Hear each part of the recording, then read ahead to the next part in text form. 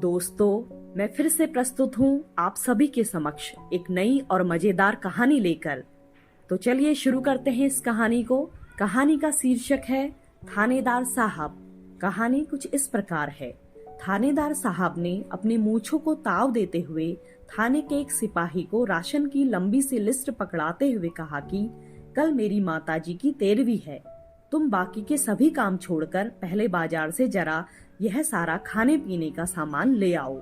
सिपाही थानेदार साहब को सलाम करके बरसों पुरानी खड़कती हुई जीप में बैठकर इलाके की सबसे बड़ी राशन की दुकान पर जा पहुंचा। सिपाही के हाथ में राशन की लंबी सी लिस्ट को देखते ही दुकान के लाला जी की सांस उखड़ने लगी। सिपाही ने लाला को लिस्ट थमाते हुए कहा कि सारा सामान बहुत बढ़िया किस्म का होना चाहिए, क्योंकि तुम तो जानते हो कि थानेदार साहब की माँ मर गई है और कल उनकी 13वीं है। इस मौके पर इलाके के सभी नामी लोगों ने थानेदार साहब के यहाँ ही खाना खाना है, इसलिए किसी प्रकार की कोई भी कमी नहीं रहनी चाहिए।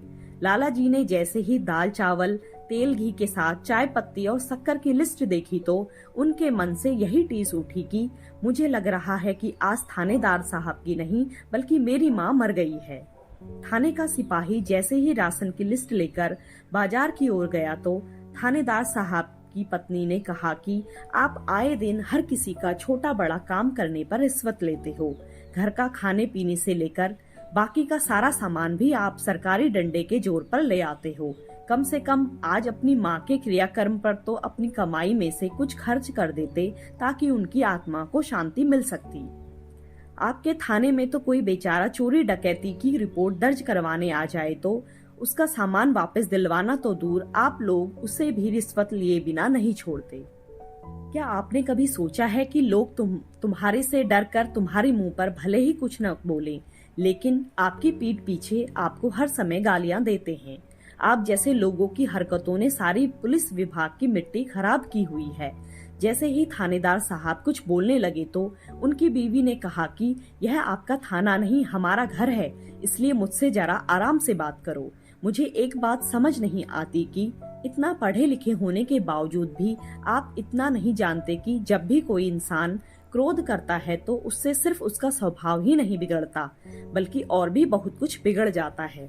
सारी दुनिया आप लोगों को समझा समझा कर थक गई है, लेकिन न जाने वो दिन कब आएगा जब आप रिश्वत लेना छोड़ोगे। थानेदार की पत्नी ने कहा कि मुझे इस बात पर भी हैरानगी होती है कि तुम्हारे अफसर भी इस बारे में तुम्हें कभी कुछ नहीं कहते।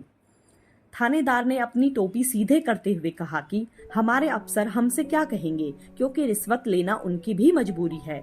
वो भी अच्छे मलाईदार थाने में नौकरी पाने के लिए मोटी रिश्वत देकर आते हैं।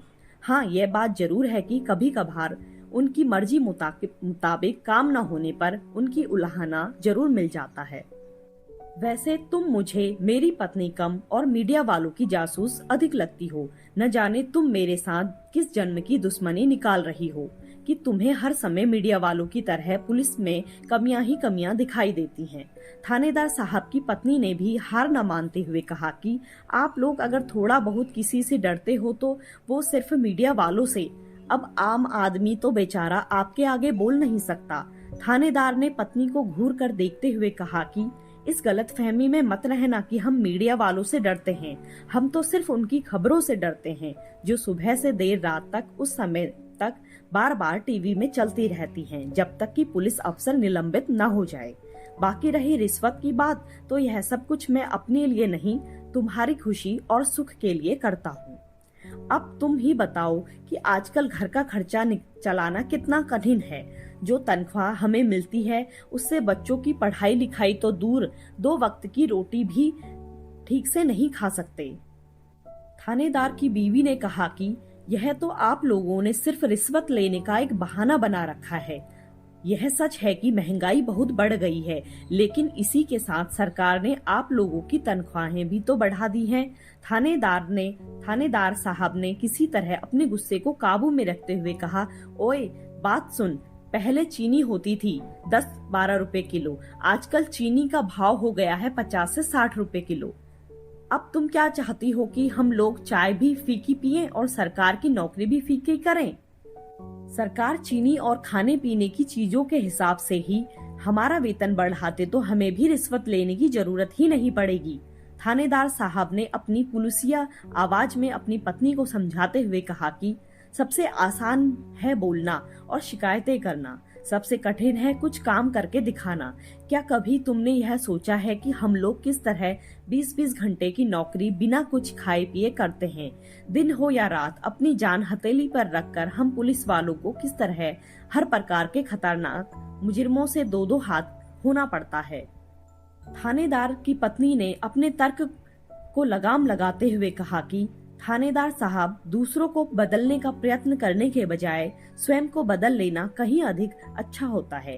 वैसे भी आप काफी समझदार और पढ़े लिखे हो, इसलिए इतना तो आप भी जानते हो कि ज्यादा इच्छा रखने वाले को कभी सुख नहीं मिलता। सच्चा धनवान वही व्यक्ति होता है जो अपनी इच्छाओं पर काबू रख सके। इसलिए यदि आप चाहते हैं कि आपके परिवार और बच्चों के पांव जमीन पर ही रहें, तो उनको रिश्वत की कमाई से पालने के बजाय उनके कंधों पर कुछ जिम्मेदारी डालने का प्रयास करो। एक बात तो हर कोई जानता है कि खल्ली जैसे विश्व प्रसिद्ध पहलवान में भी इतनी हिम्मत नहीं कि थानेदार साहब को कोई सुझाव दे सके। लेकिन लेखक सरकारी डंडे से डरते डरते दबी हुई आवाज में थानेदार साहब को इतना जरूर कहना चाहते हैं कि हर समय पैसे की लालसा रखने वाले को जीवन में कभी चैन नहीं मिलता, क्योंकि यदि धन और बल के जोर पर सारे सुख मिल सकते तो शायद इस दुनिया में हर इंसान सारे काम काज छोड़कर किसी न किसी थाने में थानेदार होता। इंसान जीवन में सब कुछ सीख लेता है, सिवाय इसके कि जिया कैसे जाए। धन्यवाद दोस्तों, मुझसे जुड़े रहने के लिए। उम्मीद है यह कहानी आपको बहुत ही पसंद आई होगी। मैं फिर से आपके समक्ष इसी तरह की कहानियां लेकर आऊंगी। अब मैं आपसे विदा चाहती हूँ। धन्यवाद।